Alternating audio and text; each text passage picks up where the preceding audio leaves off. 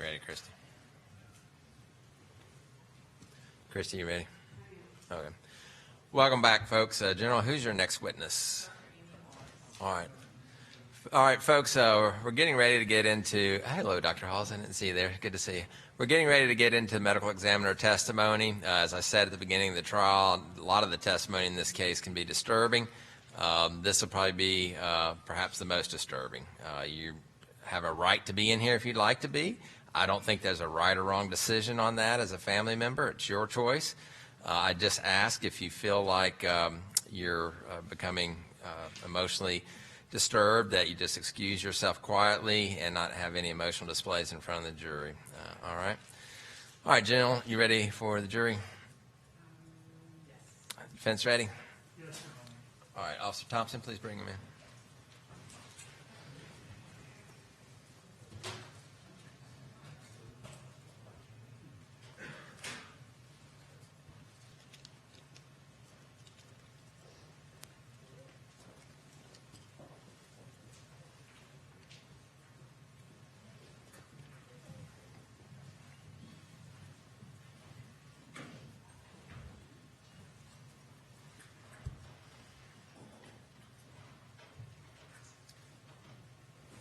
All right, Evan, you may be seated. Does the state waive the call, jury? Yes. Defense waive the call? Yes. Welcome back, folks. We're ready to resume the state's proof. General, if you please call your next witness. Dr. Hawes, would you please come forward, take the witness stand? We have disinfected this seat for you. As soon as you set your paperwork down, I will swear you in. Do you solemnly swear or affirm the testimony you're about to give in the case now on trial will be the truth, the whole truth, and nothing but the truth, so help you God? Yes. Please have a seat, Dr. Hawes, and you may remove your mask now that you're behind the glass and speak in the microphone. Thank you. Good afternoon. Good afternoon.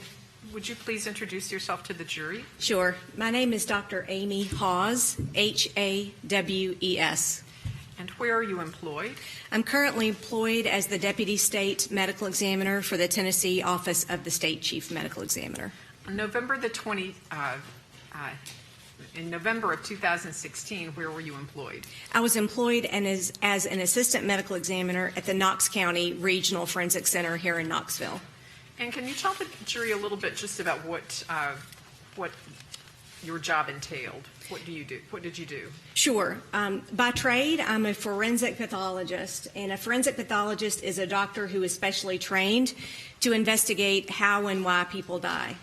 My official appointment as a medical examiner is the title that's given to me through the authority, through the state law that appoints every county in Tennessee with a medical examiner and an assistant medical examiner if needed. So again, my specialty of medicine is forensic pathology.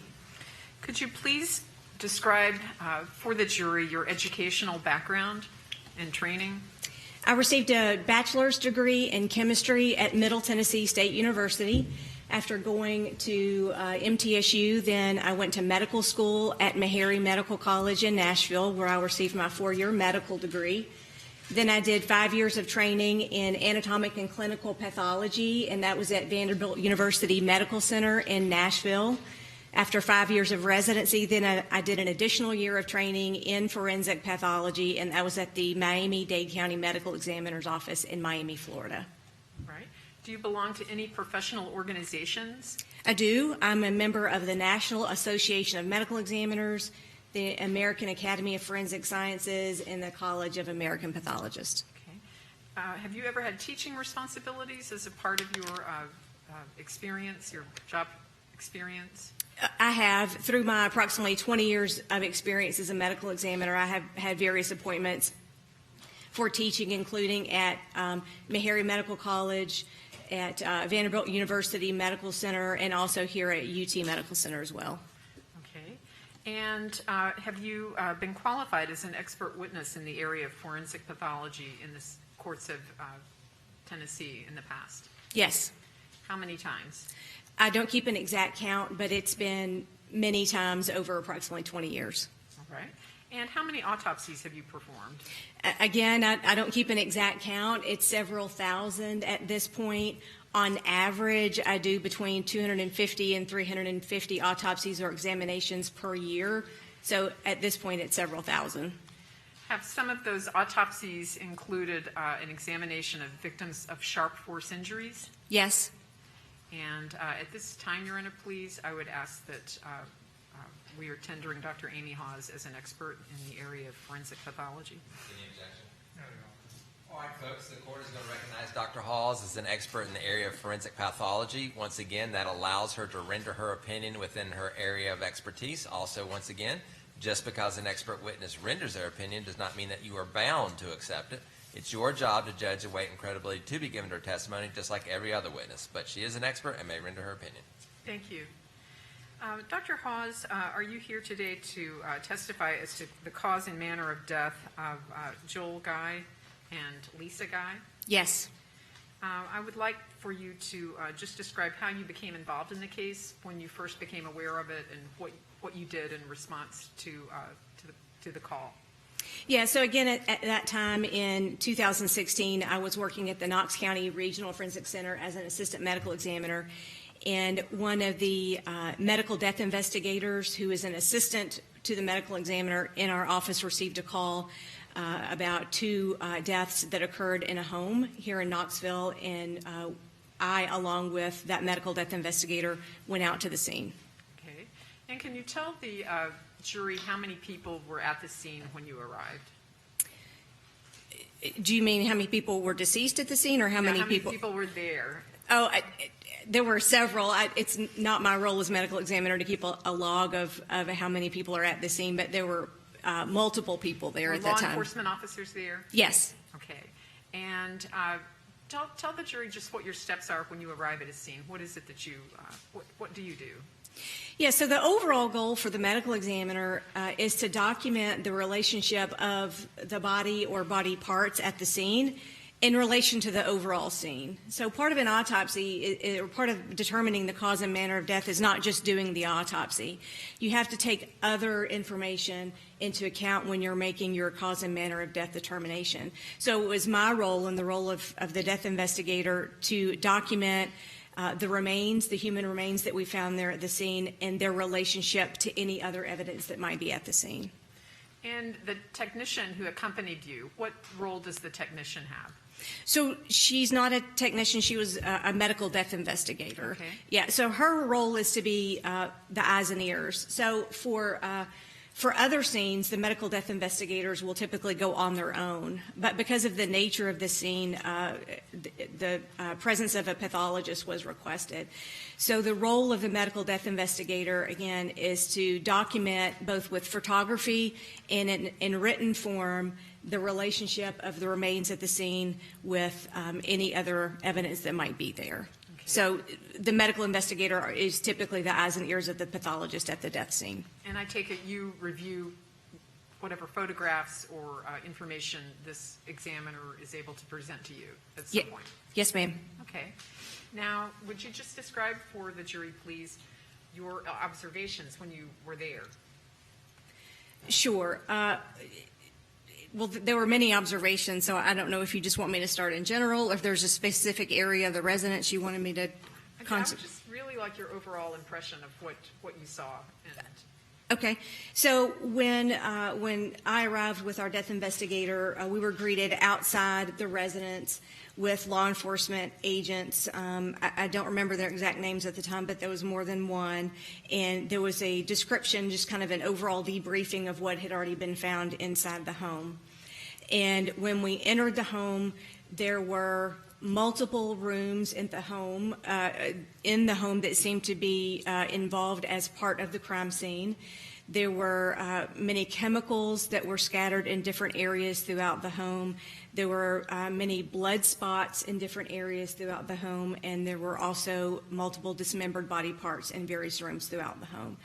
So our overall impression was that this was a very complicated and unusual crime scene.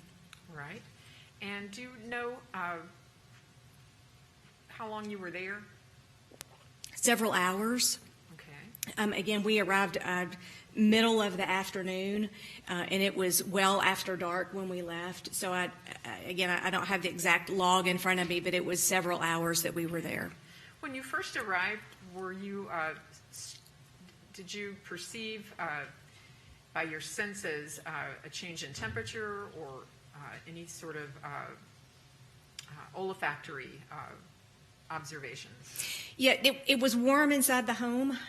Felt like it got warmer as we were there because we spent more time in the upstairs area of the home. So it was warm.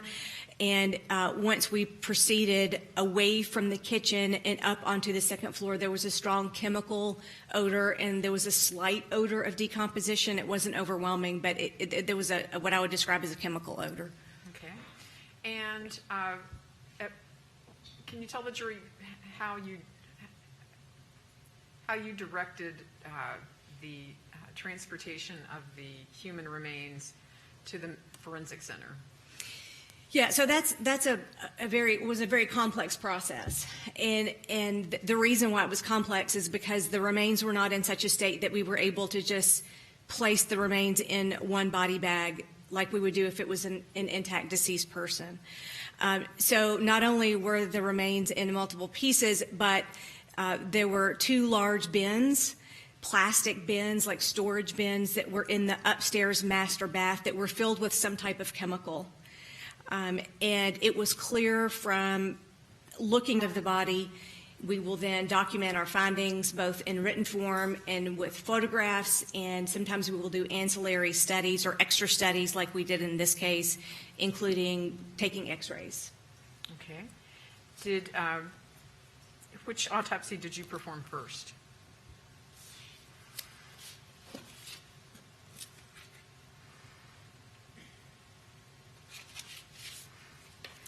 I began processing the remains of Mrs. Guy initially, but in reality, the examination of both remains were happening simultaneously. There's more than one examination at the forensic center, so they were both being done at the same time. Okay, and did this occur on November the 29th of Yes. 2016? Yes. Okay. Well, let's start with, and I take it you prepare a report once you have made your findings. Is that correct? Yes. Okay. Can you approach the witness?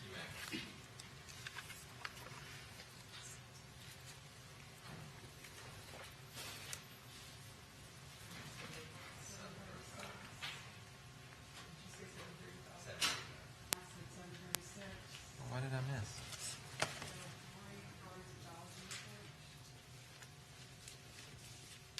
Oh, yeah, you're right, 736.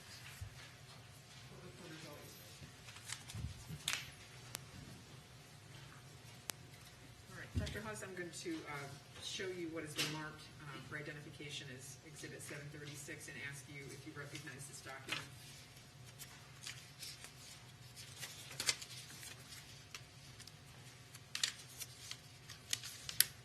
Yes, I do. What is it? It's a copy of the autopsy report of Mr. Joel M. Guy, Sr. All right, thank you.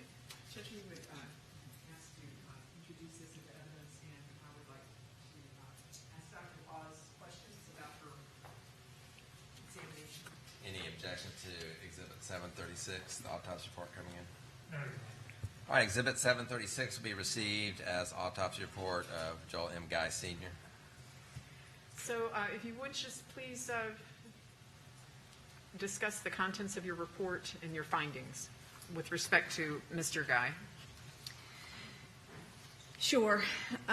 So, again, the autopsy is an examination of the outside of the inside of the body. And the first thing to note with Mr. Guy is his remains had been dismembered.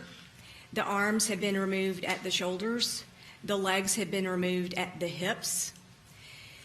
His head was completely skeletonized, and there was some area of defect of the bone of the forehead. The bone in that area was in such poor condition that it was impossible to tell whether that was from the chemicals in which the skull had been or whether it was from blunt trauma. There was skin remaining primarily on the back of Mr. Guy, approximately from his lower neck around his buttocks, and the remainder of the skin was gone. The remainder of the skin had been dissolved by chemicals, and with the skin being gone, it basically exposed bare muscle in some of the subcutaneous tissue. So the remains were in a very complex and difficult state to examine and to describe. Okay. So did you observe any wounds? I did. To his body parts? And could you Yes. describe those? So in documenting the wounds, I have to say that I have to give a number of wounds as an at least, because there was so much loss of tissue. So, even some of the arms, Mr. Guy's arms were down to bone, and some of the bone had begun to dissolve. There could have been more wounds. So the numbers of wounds that I give is an at least number, meaning so much of the tissue was gone, so much of the skin was gone, that it's impossible for me to give an exact counting. So the wounds that I could see and document primarily were on Mr. Guy's back, where the skin still was relatively intact. And on the skin of his back, he had what I identified as 34 sharp force injuries. And sharp force injuries are either stabs or cuts. These sharp force injuries, again, extended from up near about the area of his shoulder down to his buttocks. They were on both sides. The wounds ranged from about 1 inch in length to about 7 inches in length, and the maximum depth was about 6 inches. Associated with these stab wounds, I identified injuries to the liver, lungs, and kidneys, and ribs. Again, there likely was more because of the dismemberment process. It was some of the cuts, it was difficult to tell if it was part of the dismemberment process or actually a sharp force injury that occurred while Mr. Guy was still alive. In your report on the first and second pages, you note multiple, at least 42 sharp force injuries. Did I understand you to say 34, or did you say 34? Or? I did 34, but he also had some on his abdomen as well that I hadn't described yet. Okay. Yeah. Great. So these are primarily on the back side of him. Yes. Okay. And is this consistent with him being attacked from behind or stabbed from behind, obviously? Yes. Okay. And can you just discuss the nature of the wounds? How, did they appear to be in a pattern? Did it appear to be random? I would not describe them as being in a pattern. Again, they were on both sides of his back and extended a length from where his shoulders are to fairly close down to the level of his hips. So it wasn't any distinct pattern that I could discern. So I would consider them random. Okay. And you indicated that there were also sharp force injuries to his abdominal section? Correct. And yeah. Describe those. Yeah, so there were 5 stab wounds on the left side of his abdomen. He also had a large area on the right side of his abdomen where a portion of the abdominal wall was missing and through which some of the bowels protruded. And again, it was impossible for me to tell whether this was a very large sharp force injury, in other words, a large cut, or whether it was part of the dismemberment process. But I could distinctly see 5 stab wounds on the left side of his abdomen. And again, those are not stab wounds that were identified on the skin because the skin on the front of his body was completely gone. These were stab wounds that were identified once his body wall was reflected back for me to examine his internal organs. Okay. And did you observe any evidence of injury to him internally as a result of the sharp force injuries? Yes. Again, he had injuries to his liver, both lungs, both kidneys. He had injuries to multiple ribs. I think Dr. Marks, who is the forensic anthropologist, will describe those further, but he had 6 cuts on the, or 6 ribs were cut on the left, 6 ribs were cut on the right. And from what Dr. Marks described in his report, the location of those roughly approximates the stab wounds that I identified on his back. Okay. And would you describe the sharp force injuries as occurring before death? Yes, the 34 wounds on his back were consistent with being inflicted while he was still alive. Okay. Was there any other evidence that you received or observed to indicate that Mr. Guy was alive when he was attacked? Did you observe any injuries did you examine his hands? I did examine his hands. His hands were the only part of the dismembered remains that were basically still intact. So the skin of the hands had not been treated with any chemical, had not been put in the chemicals. They were found in a different room of the home from where the bins were, and the skin of the hands, other than being slightly dried from very early decomposition, the skin was intact and very well preserved. Okay. And I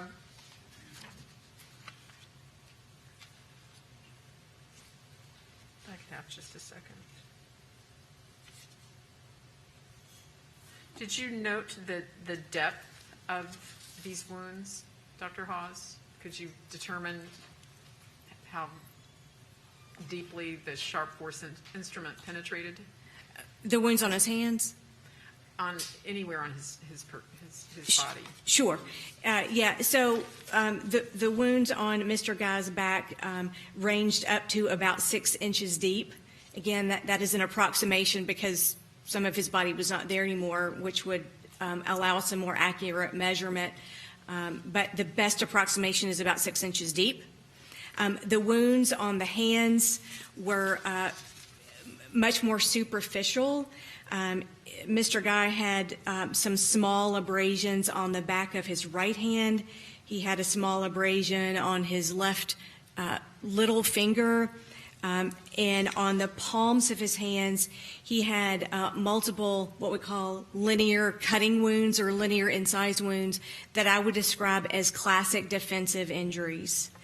And they're described as classic defensive injuries because they're on the palms of the hands and the palm side of the fingers that will be consistent with someone putting their hands out either in a defensive motion or potentially grabbing a sharp-edged weapon as a way to defend themselves. Okay. Did you take photographs of his injuries? Yes, ma'am. And did you also prepare a diagram of his injuries? Yes, I did.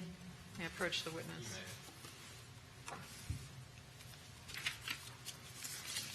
Can you describe to the jury, please, just is somebody taking photographs while you were making your observations? Is that this is occurring throughout the autopsy process? Yes. Okay. How long does it typically take to perform an autopsy? Yeah, so the term typical is a little bit difficult because there are so many different types of death that we investigate. What I would consider a relatively uncomplicated death, someone who might die of natural causes or someone who dies of a drug overdose, typically will take less than an hour. Cases such as this that are more complicated can take several hours. Okay, thank you.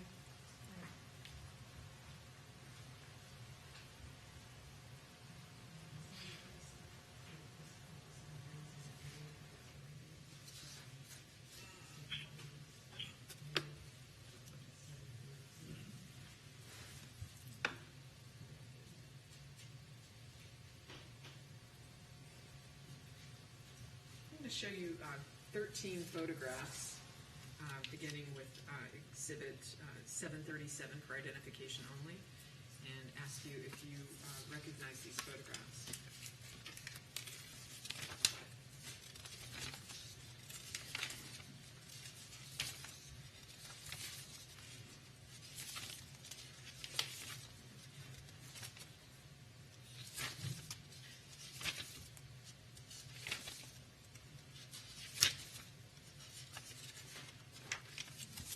I do.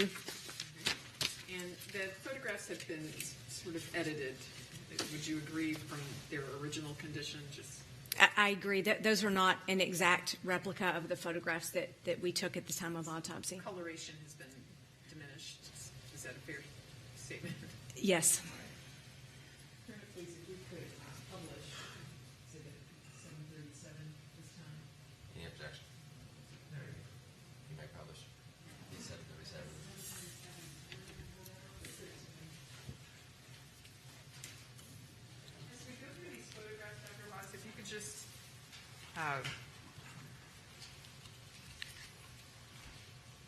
describe what we're seeing?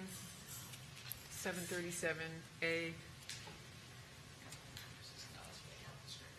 Thank you. This is a photograph showing the back portion of Mr. Guy's dismembered hands. And as you can see, as I previously testified to, the skin is in relatively good condition. There's a little bit of drying that's noted at the tips of the fingers. That's just a normal postmortem change. You will note here, here, and here are the abrasions and superficial sharp force injuries that I previously testified to. You can begin to see some of the other sharp force injuries here and here that are consistent with defensive type injuries from a sharp wound. This area right here is the very edge of the area where the hands were dismembered from the wrist. Okay, we'll go on to 737B. This is your control panel. Okay. Hit clear, and then you can change colors or whatever. Thank you, sir. And what does 737B depict? This is the palm side of Mr. Guy's dismembered hands, showing the sharp force injuries that I have previously described, both on the left hand and the right hand. The longest wound you can see across the palm. Here it's a very superficial, again, it's described as a linear incised wound, and that's a cut from a sharp-edged instrument, such as a knife. And there are other injuries that you can see here, here, here, and here. Also on the tip of the right middle finger, there is more incised wound there at the web of the right thumb. And again, these wounds, as you can see, are consistent with either placing your hands outward to block a blow or potentially grabbing the sharp weapon as a protective measure or defensive measure. 737C.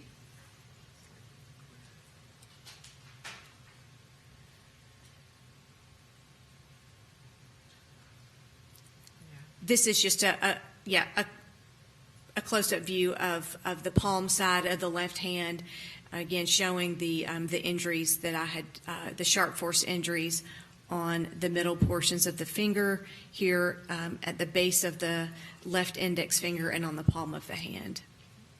And if you clear that, we'll go on to 737D.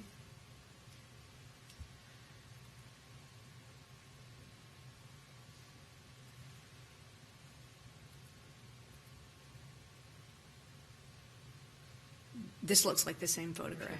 Next will be E. Is this just a closer view of the injuries from the same hand? It is. It's a closer view, and as I previously mentioned, the edges of the wound are slightly dark and have a dried appearance, and that's just a normal post-mortem change. The skin begins to dry after death. So that's why those wounds have a slightly darker appearance, and also because the coloration of the photograph has been altered as well. Okay. And the next number, F, I think. Yeah, I didn't know if you wanted to turn it so it's... Yeah. So this is the palm surface of the right hand. Again, it's a better view of that long incised wound there on the palm, that injury, that sharp force injury there at the web of the thumb, and that cut on the tip of the right middle finger. There's also a small incised wound on the right pinky on the side. Okay. Clear that, we'll move on to G.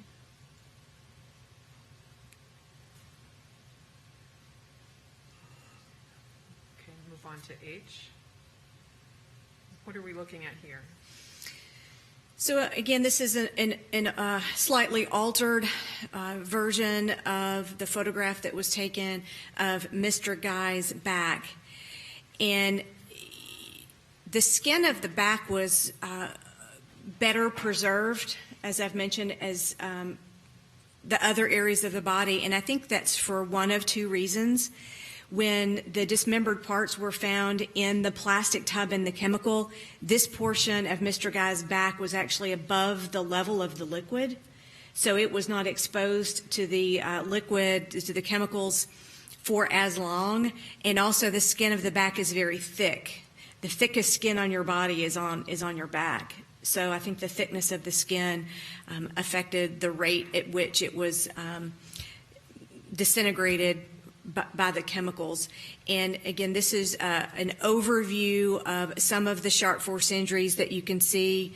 I'll just make some points here. You can see the stab wounds vary from fairly superficial to some of the larger wounds. And this is one of the large cuts that I previously testified to that could either be a large cut that occurred while Mr. Guy was still alive as part of the stabbing and cutting process, or it could be as a portion of the dismemberment process. There's really no way for me to know. Okay. And is it fair to say that he was placed face down in the tub? At some point, he became to be face down, whether he was placed that way or, you know, deceased bodies will have some buoyancy when they're in fluid. So, you know, I can say that he was, when he was discovered, he was face down. How he came to be that way, I can't say. Where were his limbs found? His limbs were found underneath the torso, except for a portion of his, I believe it was his left foot. And that was another area where his skin was still relatively intact. So his back was, of the dismembered body parts, the back of his torso was on the top. A portion of his left foot was also sticking up out of the chemicals, and what remained of the arms and his other leg were underneath this portion in the chemical. Okay. Next number.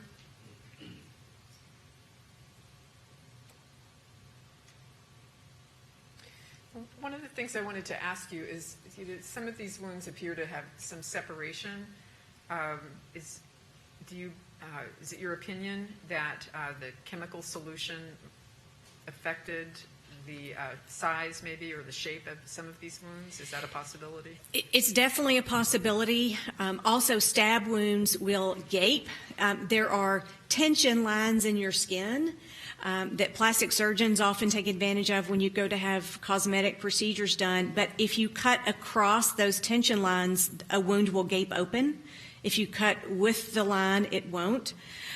So because some of the wounds gape open, it could be just because of where they are along those lines, or it could be the skin is starting to retract and the tissue beneath the skin is starting to retract because of the chemical. Any of those things are a possibility. It's in likelihood it was a combination of those things. Okay. Next number.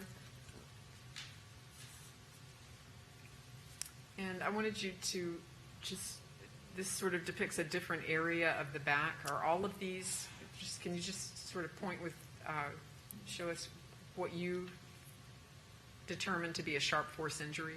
Sure. There's one there. Again, some of them are fairly superficial and almost have more of a pinpoint appearance. Some of them are larger and deeper. And again, these are all on his back. Correct. Okay. And underneath the marker, that's the largest wound that you found again? Yes. Okay. Next photograph, please.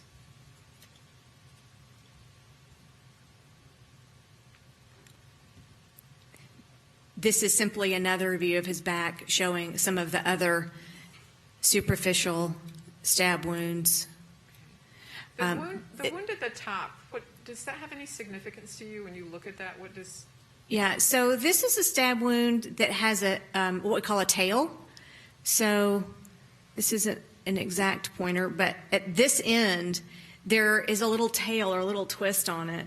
And so that's what happens when the knife is inserted and either the knife is turned or Mr. Guy turned. It just indicates that there was a change in direction between when the knife was placed in and when it was pulled out. It just indicates there's some movement of the knife or movement of the victim as he's being stabbed. So you don't know if he was moving or if his assailant was moving the knife? Correct. Impossible to tell. Okay, next number.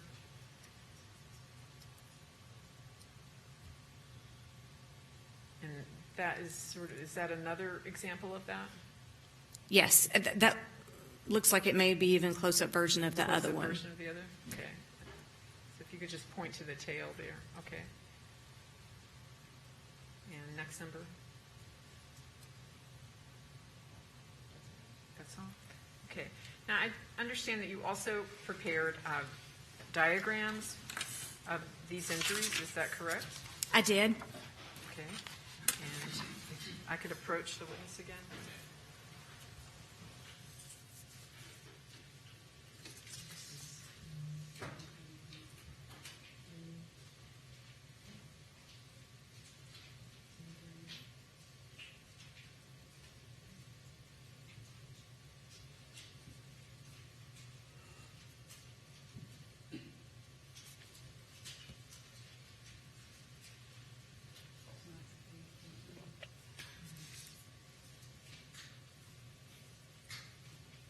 I'm going to show you these photographs or these images and ask you if you can describe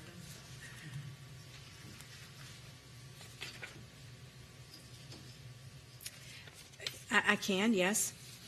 And did you prepare those diagrams? I did. This diagram actually corresponds to Mrs. Guy. It's mixed up with the other. Yeah, I just saw that. Okay. So does that depict the front and back of Mr. Guy's torso?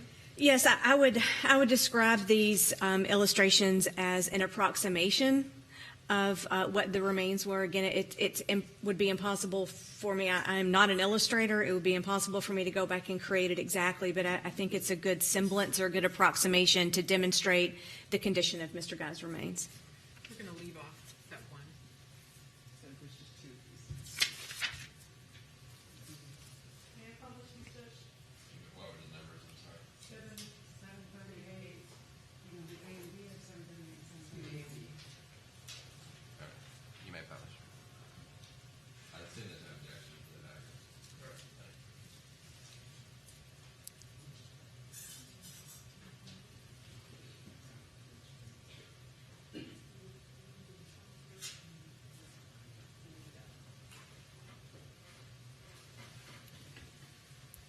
Now look at 738.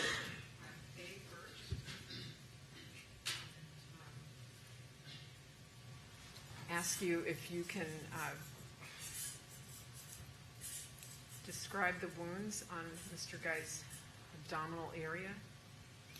Yes, so this is the approximate location. There were actually 5 stab wounds. There's only 4 circles there on the left.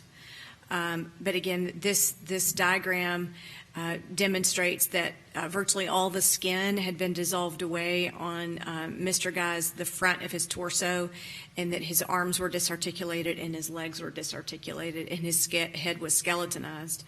This is the approximate location. Again, these were visualized not in the fat like we see here, but once the abdominal wall was reflected or opened, I could actually see on the inside where those stab wounds entered into the body cavity. And the large drawing on Mr. Guy's right, which would be your left, is that large area on the abdominal wall that I described, that I don't know if it was part of the dismemberment process or whether it was just an extremely large sharp force wound that was inflicted while he was still alive. So you don't have an opinion with respect to that largest wound, that whether or not it was before death or after death, you can't determine? I can't. Okay. And does this indicate that Mr. Guy was assaulted both from the front and the back, your findings? Yes. Okay. And next, B, this exhibit, and if we could enlarge that.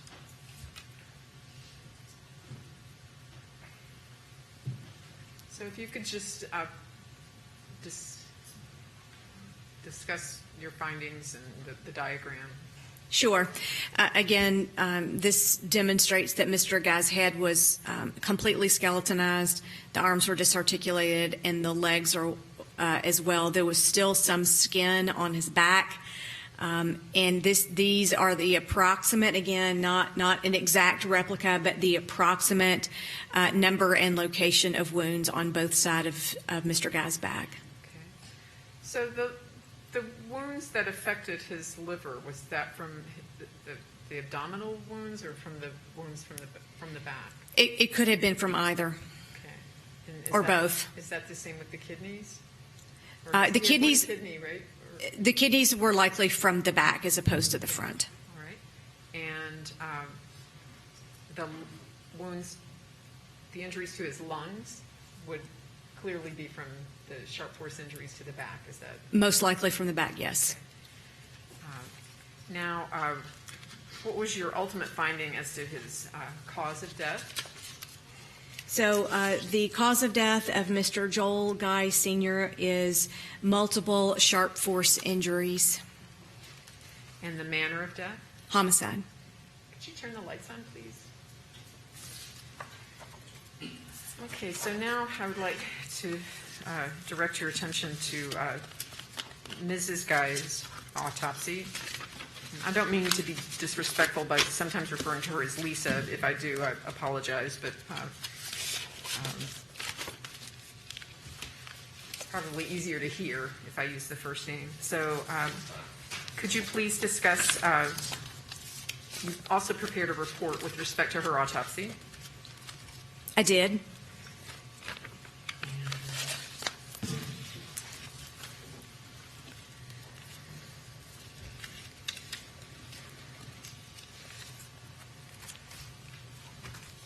Sticker.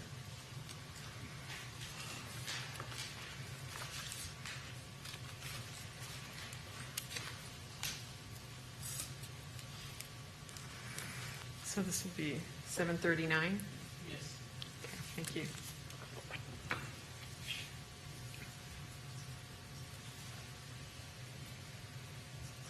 And I'm going to show you what's been marked for identification is Exhibit 739, and ask you if you recognize this document.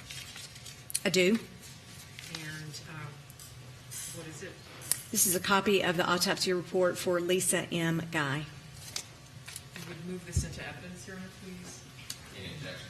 No, Your Honor. To the exhibit 739? Dr. Hawes, if you would just sort of take us through this, through your report, just as you did with Mr. Guy's autopsy, and please discuss your findings. So, like Mr. Guy, Mrs. Guy was also dismembered. There was some differences in the degree to which she was dismembered and the way she was dismembered. Her head was completely severed from her body.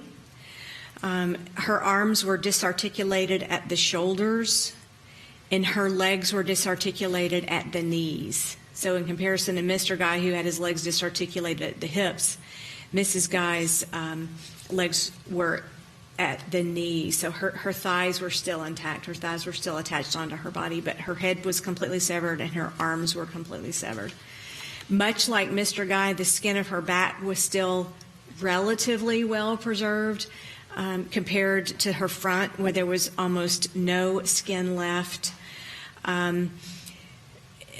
Guy's head was found in a large pot in liquid in the kitchen.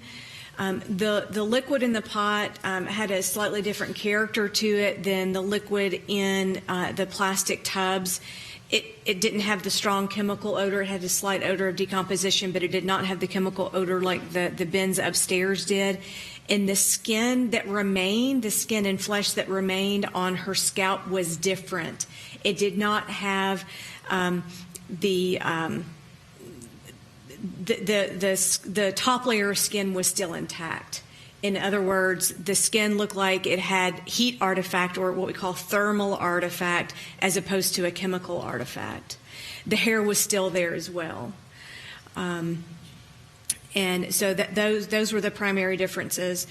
Miss Guy had multiple sharp force injuries on her back. She had at least 25, and again, I'm having to do a little bit of a hedge because of the degree to which the remains were altered.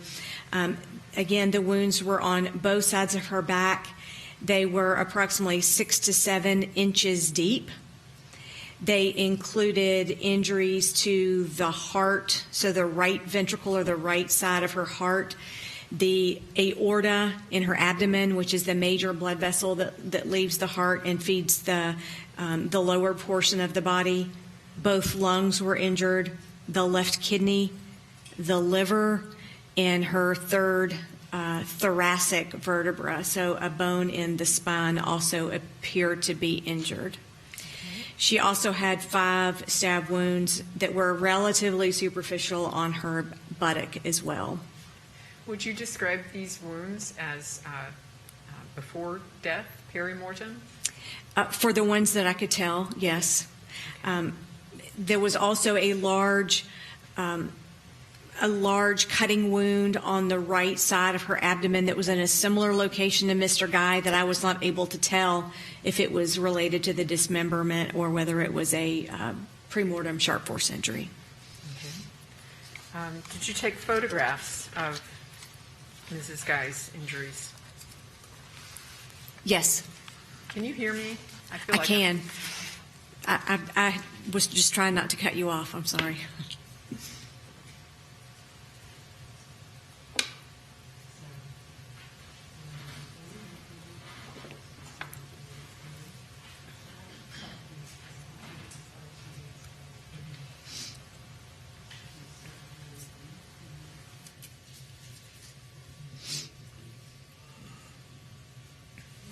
To look at these photographs and tell me if you recognize them, please. Exhibit 740B.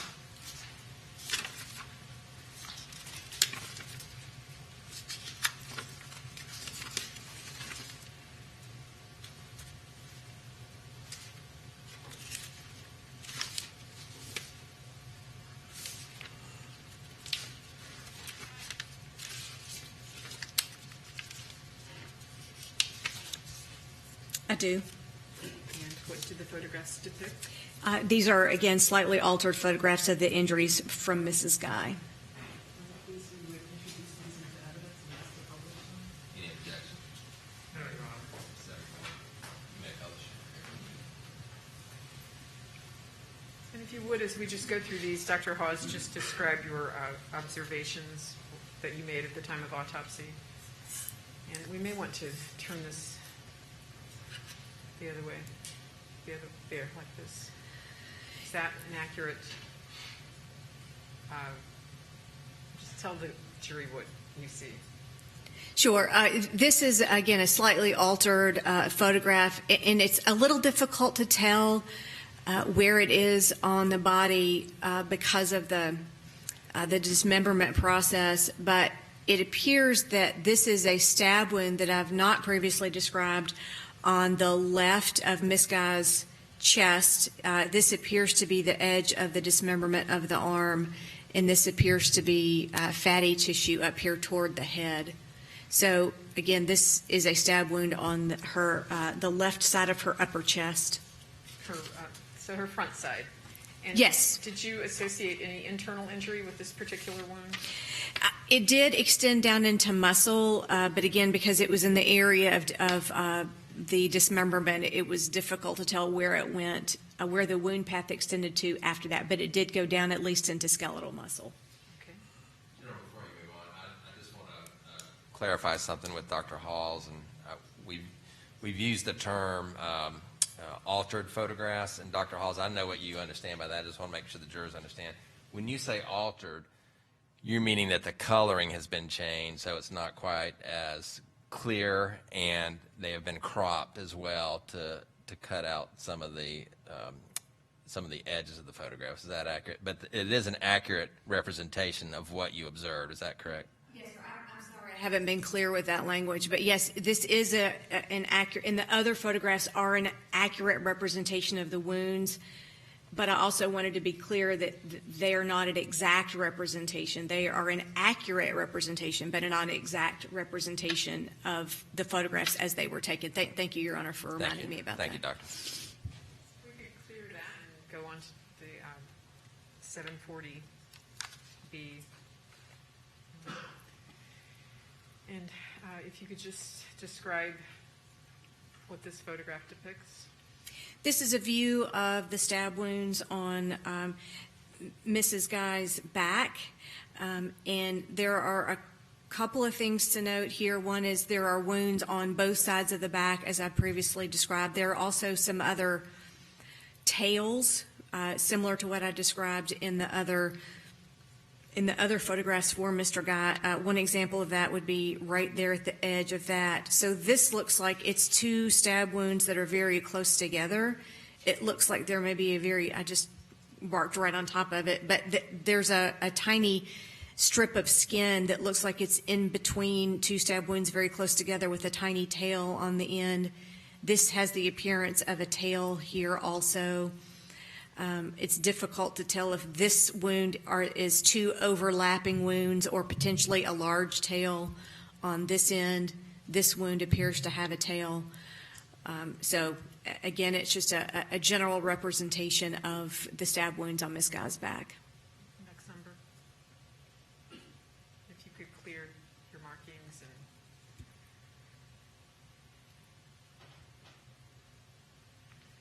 Is this just a different orientation? Yes, ma'am, it is. Because just for reference, there's that stab wound that appears to be two that are very close together. Next number. And I think this is just a close-up. You've discussed the tail, and again, that would indicate to you that either she was moving or the assailant moved the knife. Is that accurate? Yes. Next number. Next number. And is that just a close-up of, so can you tell if those are two wounds or not? Given the fact that there's that bridge of tissue right across there, it's likely two stab wounds that are just very close together. Okay. And also with the tail indicating movement. Yes. Number. And with respect to the size of the wounds, would you have the same opinion that could be from the gaping of the tissue, or it could be from the result of chemical interference with the flesh? Is that accurate? Yes. Next number. Next number. And to my left, there is a large wound. Can you just discuss that wound? Yeah, that is one of the largest wounds that I identified on Mrs. Guy's back, and this is right in the kind of the low back or the lumbar area, kind of where your back kind of curves around. Again, given that it's so irregular shaped, there's a possibility that might be related to an attempted dismemberment area. There's a fairly well-defined stab wound right here beside it, and the very edge of it here has a fairly well-defined stab wound. So again, there's no way for me to say within a medical certainty whether that's part of the dismemberment process or part of stabbing, but it is one of the larger stab wounds that was identified on Miss Guy's back. Next number, please. Okay. And with respect to this autopsy, did you also prepare diagrams of a couple of Yes. what I want? I just want to do two of them.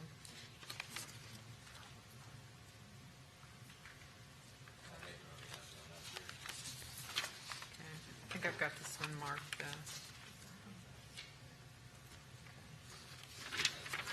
All right. So this number will be 741.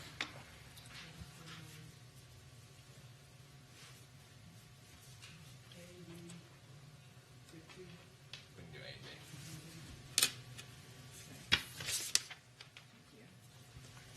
And I'm going to ask you if you need to do 742. Judge, is that how you want to do it? I was going to say A on Okay. this.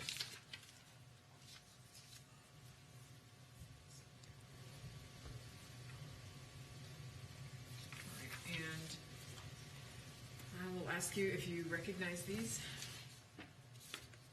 I do. These are slightly cropped versions of the illustrations that I made to document the injuries to Mrs. Guy. Thank you. Introduce these into evidence. Any objection? 741 A and B.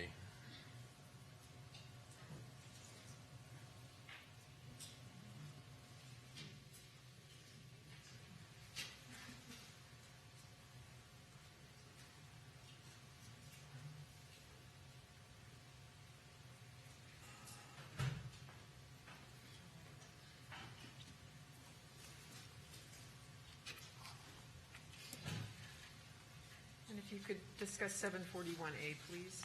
Yes, this is an illustration of the front of Mrs. Guy's torso, again demonstrating the lack of any intact skin left on the front of her body. And this is the stab wound on the left upper chest that would be just in the area of the clavicle. And there was also, that I previously described, a large portion across the front of her lower chest, upper abdomen, through which her internal organs were visible. And again, given the size of it, it is difficult for me to say the nature of that wound, whether it was part, again, of the attempted dismemberment, or whether it was just a very, very large wound across the front of the abdomen. Okay. And B, please. So this is an illustration of Mrs. Guy's back, again demonstrating the head was dismembered at approximately the level of the second and third vertebra in the neck, which are called the cervical vertebra. And the arms were disarticulated at the shoulders, and then these are the approximate locations of the stab wounds on her back, again demonstrating that they're on both sides. Demonstrating the largest wound that was here in her lumbar area, and then the 5 relatively superficial stab wounds on her right buttock. Okay. And with respect to the wound in her lower back, is that where her spine was injured, or was her spine injured with the... Her spine was injured further up.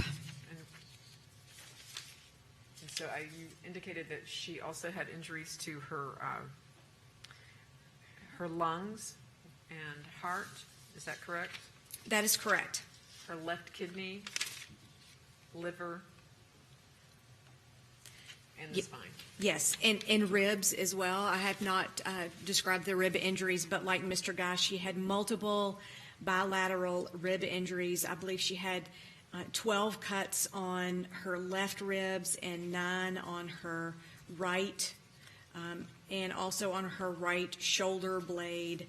There was Dr. Marks described in his report, a small cut on the side of the shoulder blade that would be in the proximate location of one of the wounds that are here on the right side of her back. Could I have just a moment, Judge? I need to count some photographs. If we could have the lights up.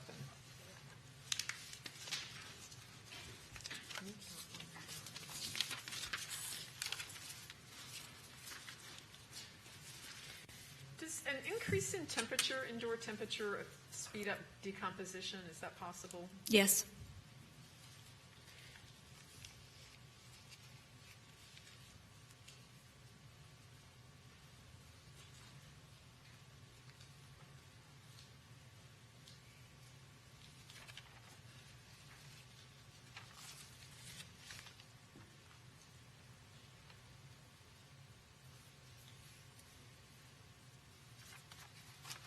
How long does it take to die from sharp force injuries, such as these?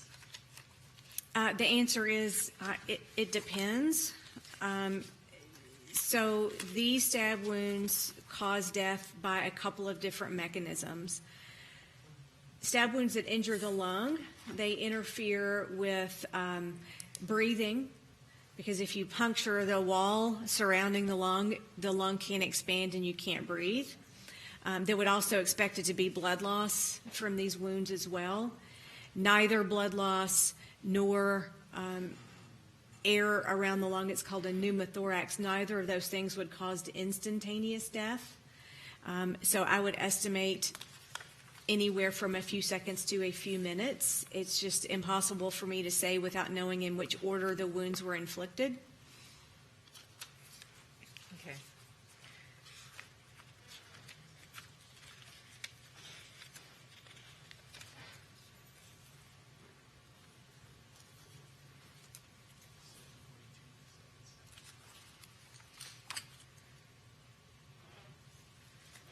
I'm going to split these up a little bit. All right. And you've indicated that Mr. Guy died, his cause of death was multiple sharp force injuries and manner homicide. Is that the same with respect to Mrs. Guy? Yes, ma'am. May I approach the witness?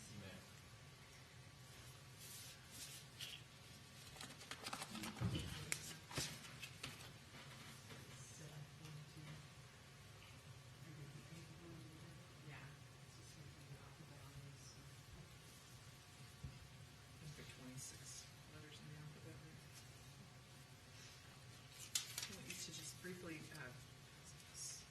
let's go through these and tell me if they you recognize them.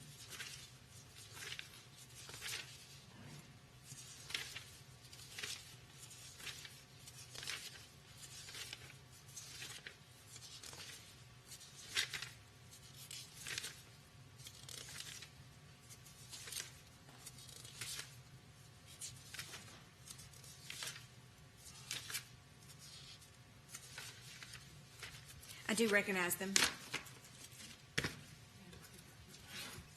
And are these photographs that were taken by your assistant on November the 29th?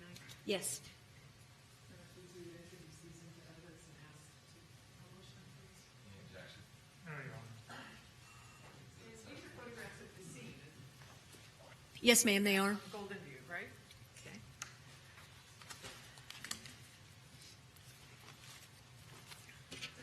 And if we could start with 742A, and just if you could just describe the chemicals that you noted when you went through the house. So when we entered the house, we entered through the garage, and this is, to the best of my recollection, this is the entryway into the kitchen and little eat-in dining area from the garage. And right, as you can see in the floor here, there is several bottles of bleach. That appeared to be bleach as well. We did not obviously open that container. There's also some baking soda, some plastic bags, and some other sheets and towels there on the floor. Okay. We'll go to B.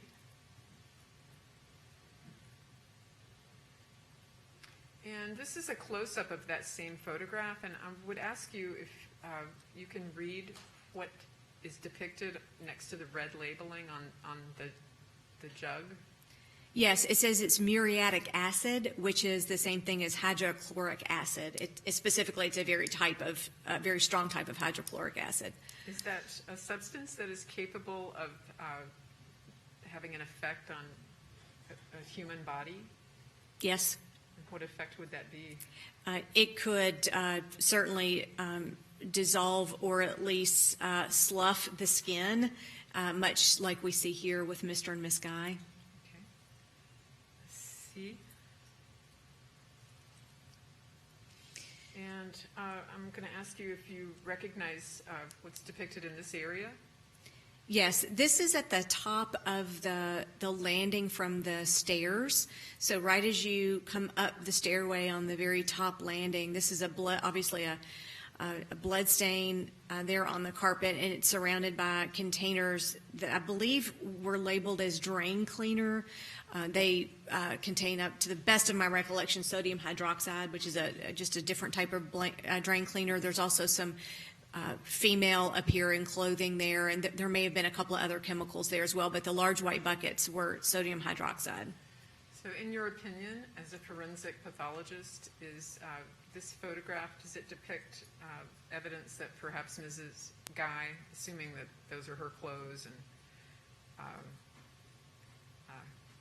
her blood, is it consistent with her being attacked in that area? Could be, yes. Okay. So D, this This is a close-up, of course, of the products that were there next to her. And can you describe what effect this particular chemical would have on the human body? Yes, sodium hydroxide is also considered a poison if used inappropriately, and it could also cause burns on the skin. Okay. If these tubs, these 4 tubs there, if you heard that those were actually empty, do you have an opinion as to whether or not those substances could have been used to decompose the remains of Joel and Lisa Guy? It's possible, but I am not going to be offering any testimony as to what the chemical nature of the substance in the tubs were, but it's certainly possible. Okay. And E? So if you could discuss what this photograph depicts, what it would indicate to you as a forensic pathologist. So these are red-brown stains on the wall beside the female appearing, or the clothing that appears to be from a female there on the ground beside the blood stain and beside the containers of sodium hydroxide. Again, I am not a blood spatter expert. I don't profess to be able to interpret what this means. It has the appearance of blood, especially given the other evidence at the scene. It could either be cast off, it could potentially be arterial spray, it could be if a body part is slung or shaken vigorously, it could be cast off from that. It just is the appearance of blood that is sprayed on the wall. But is it also potentially evidence that an assault of some nature took place in that general area? Yes. Okay. F? And I would just ask you to, if you want to get close up on that, ask you the same question with respect to this particular area of the wall.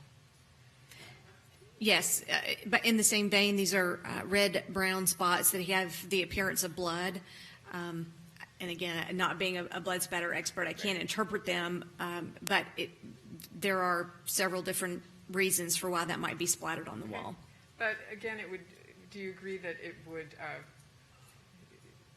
you could interpret it that an assault of some nature took place in proximity to that wall? Yes. Okay. G? And I just want you to note the thermostat reading. You testified that it was quite warm upstairs, and this is a photograph that your assistant took, correct? Yes. And it reads 93 degrees? Yes. Okay. And H? And that is, again, sodium hydroxide, is that right? Yes. If you look very carefully right here, it reads sodium hydroxide, a very strong concentration of sodium hydroxide. Okay. Something strong enough to clean a sewer line, right? Yes. That's the label on the product. Okay, next number, please. Should be I think. And if we could kind of get a close-up of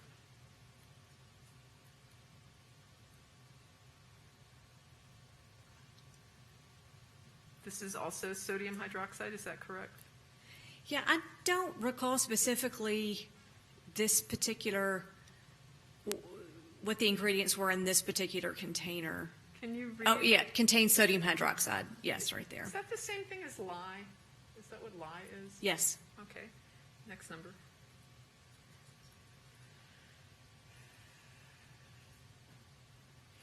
And again, this, if you could just discuss your observations with respect to this photograph, the contents of this photograph. This is the appearance of the master bedroom and adjacent master bathroom here as we arrived on scene.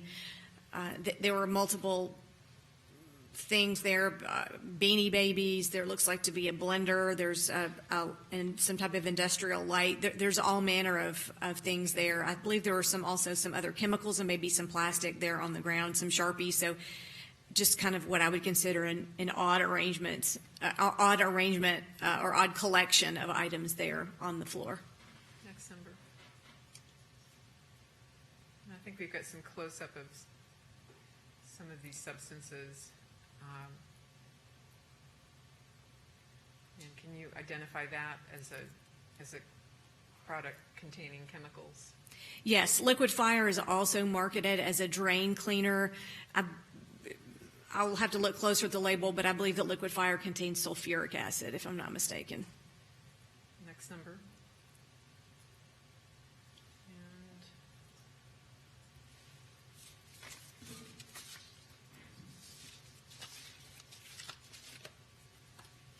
it's a chemical, caustic chemical, though. Is that fair to say? Yes, and again, I believe it's sulfuric acid. And next number. If you could just discuss what this, I believe there were 3 of these in the previous photograph. Yeah, so Does this have any hydrogen. significance to you? I'm sorry, I didn't mean to cut you off. Does this chemical have any significance to you as a forensic pathologist? Well, hydrogen peroxide is something that we're probably all familiar with. We probably all have it in our medicine cabinets. You can clean wounds with it. It just uses a general cleaning agent for cleaning out cuts or so forth. Now, the food, why it's considered food grade, that is something I can't answer. I'm not familiar with food grade hydrogen peroxide. Do you see where it reads skin contact about 3/4 of the way down the screen? I do. It says skin contact mildly corrosive. Okay. The next number, please. So if you could discuss the contents of this photograph. So this room is another room upstairs that I would describe as a spare bedroom or an exercise room. And what's significant here, there's a large area of blood on the wall, blood on and seeping into the carpet, and beneath the black square that's redacting the areas of where Mr. Guy's severed hands were found. Okay.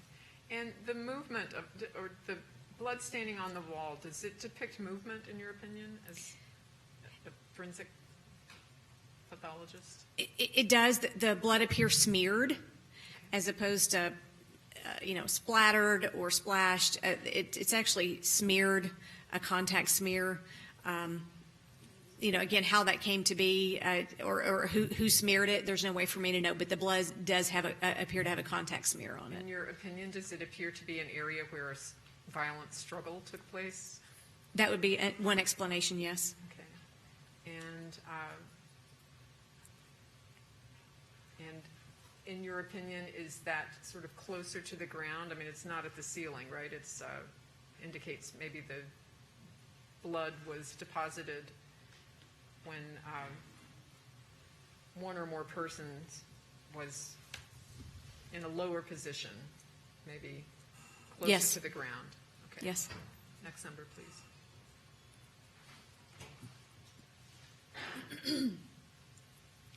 And if you would just discuss, I believe this is the same room. Is that just more reddish-brown staining? Yes, ma'am. This is closer to the doorway. The doorway can be seen there in the upper left corner. So yes, this is more blood in a different area of the same room. Okay, and next number. It's just more of the same. We'll move on to the next one. And does this depict more reddish-brown staining? Yes, ma'am. Okay. And next number, please. All right, so we're back into the master bathroom area. Does this is this how this area appeared to you, other than the redact or the editing? Is this how it appeared to you when you first viewed it? Yes, ma'am. Okay, and I believe you mentioned some deterioration of the plastic. If you could just show, and I don't want to enlarge that image, but if you could just mark where you noted defects in the containers. On the right side of this container, you can see it starting to bow out. Okay. There's also some kind of light blue or whitish creases there, and it's out of the frame of this photograph, but on the other side of this particular container. So the dismembered remains of Mr. Guy are in this container.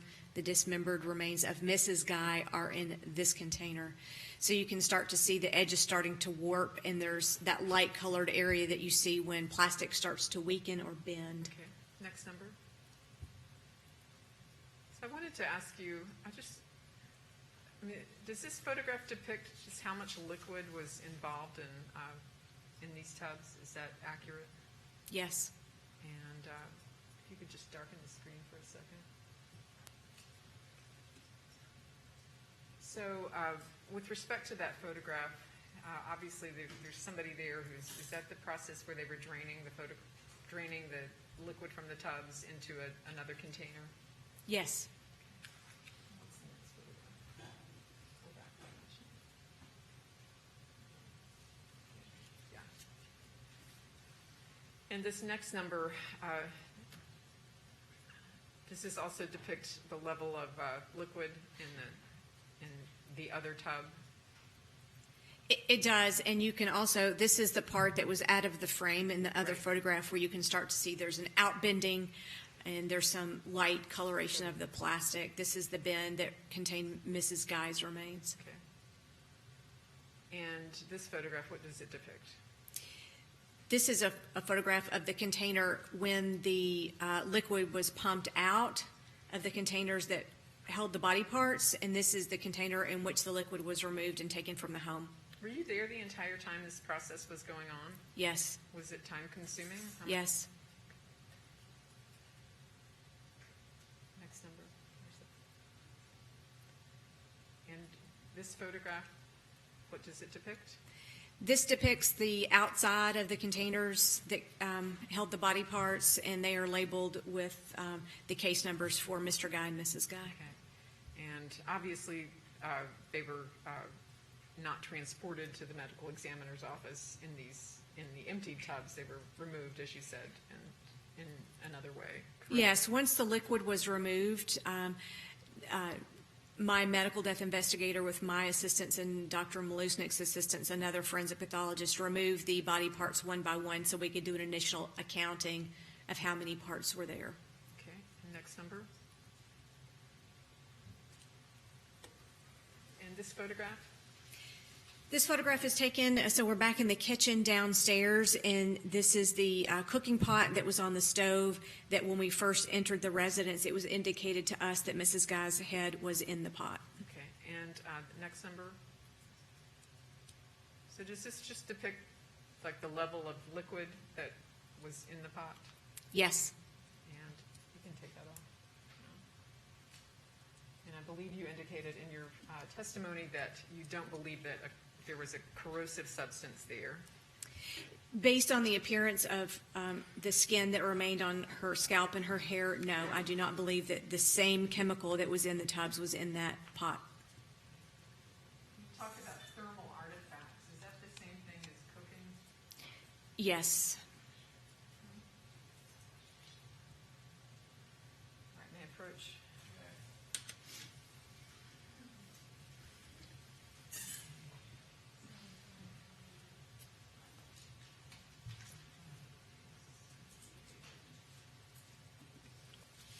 I'm going to show you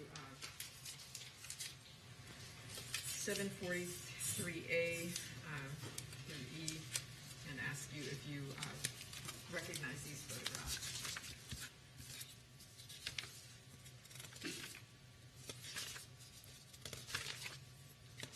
I do recognize them. And what are they? They are photographs of various knives at various locations throughout the scene.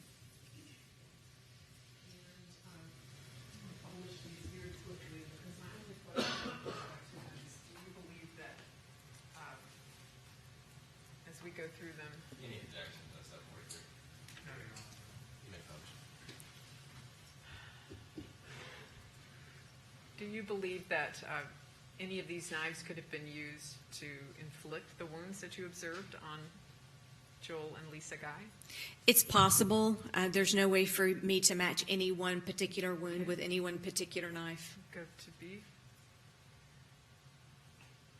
Is it possible that this knife was used to either inflict sharp force injury or disarticulate the victims in this case? It's possible. Next number. And with respect to this knife found in a different area of the house, is it possible that this knife inflicted the sharp force injuries, some of them, some or all of them, of either of the victims? Yes. Next number. And with respect to this knife, and go to the next one too, I think it depicts the other. Those two knives, were they capable of inflicting sharp force injuries that you observed on the bodies of these victims? Yes. Could they have been used to disarticulate these victims? Yes, it's possible. Thank you very much, Dr. Hawes, for your appearance here today. Cross-examination. No questions, Your Honor. Thank you, Dr. Hawes. You are excused. I appreciate your service. Have a good day. Thank you, sir. All right, ladies and gentlemen, that takes us to 5 o'clock and the end of our day. As Dr. Hawes is departing, I'm going to give you some instructions for the night. Several of these you have heard. One of these you have not heard yet. The first that you have heard is, once again, do not discuss this case with anyone, family members, friends, among yourselves, or on social media. Again, want you to avoid any media coverage about this case. There has been media coverage, both TV, radio, newspapers, as well as social media. And so please continue to avoid all exposure to this case. Now, the next instruction I'm going to give you is one that you have not heard yet, and I do not know when we're going to finish this case because I never know what all the proof is going to be. The defendant has no burden of proof. He doesn't have to present any proof, but he may choose to. That is completely up to them. And I have no idea how much more you're going to hear from the state. I suspect, though, that we are getting close to the end of the state's proof. And there is a chance that you could begin deliberating in this case tomorrow, probably as early as tomorrow afternoon, early after lunch. So I want you to know, once you begin deliberations, how long you go and what recesses you take is, for the most part, up to you under my direction. So it could be that you begin deliberating tomorrow afternoon and you hit 5 o'clock and you have not reached a verdict yet. At that point, I leave it up to the 12 jurors who are deliberating. You can work past 5 o'clock if you'd like to, or you can choose to adjourn at any point and come back the next morning to resume your deliberations.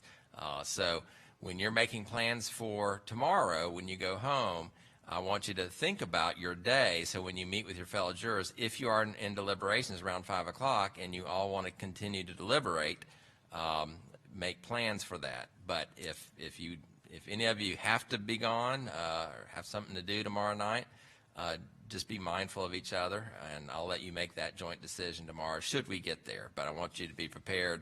You could end up being here later to 5 tomorrow if you all agree to that. All right, so once again, I'm going to have you take your notebooks with you. I have a couple real short matters that I have to address tomorrow at 9 o'clock. It won't take me more than 10 minutes, so I'd ask you to be here at 9 again tomorrow, and I'll get to you as soon as I possibly can.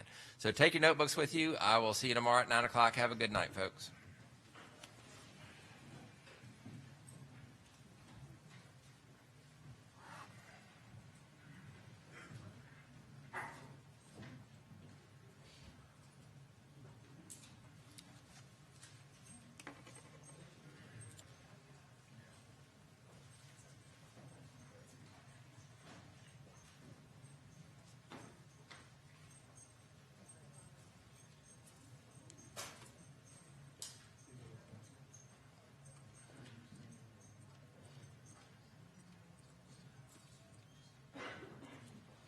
All right, folks, you can have a seat.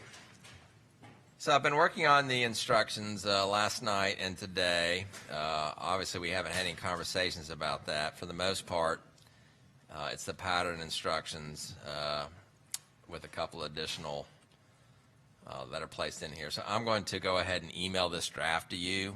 Don't panic. They're not the final instructions, but I want you to go ahead and start looking at those and see if there's anything that you'd like me to add to it or take away. So let's go ahead and get a head start on that tonight. I'll email that to you here in just a minute.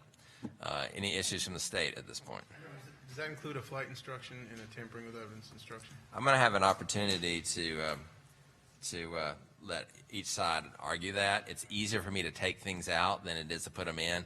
So I went ahead and put flight in there. Now, I'm not saying it's going to stay in there, but it's in there for now. Tampering with evidence I haven't looked at, but I'll consider it. Thank you. You're welcome. All right, anything from the defense? All right, thank you, folks. We'll stand adjourned until 9 o'clock tomorrow morning. See you then.